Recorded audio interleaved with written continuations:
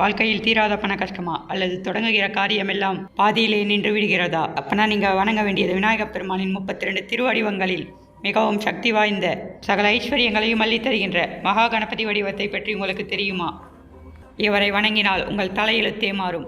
அது எப்படின்னு தெரிஞ்சுக்கிறதுக்கு வீடியோ ஸ்கிப் பண்ணாமல் முழுசாக பாருங்கள். விநாயகப் பெருமானின் 32 திருவடிவங்களில் 13வது வடிவமாக திகழ்பவர் தான் இந்த மகா கணபதி.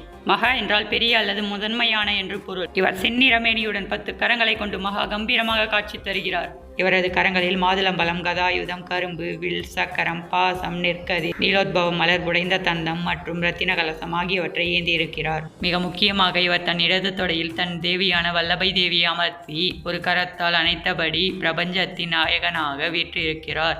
இவரது இந்த தோற்றம் அனைத்து தெய்வங்களின் சக்தியும் தன்னுள் அடங்கியிருப்பதை நமக்கு உணர்த்துகிறது.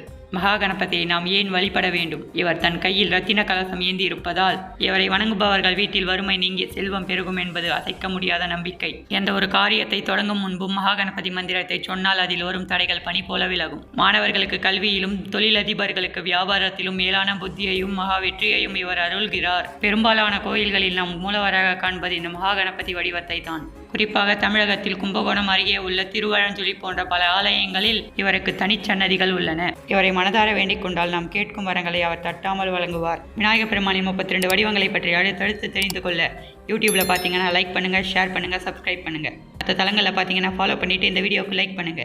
நன்றி.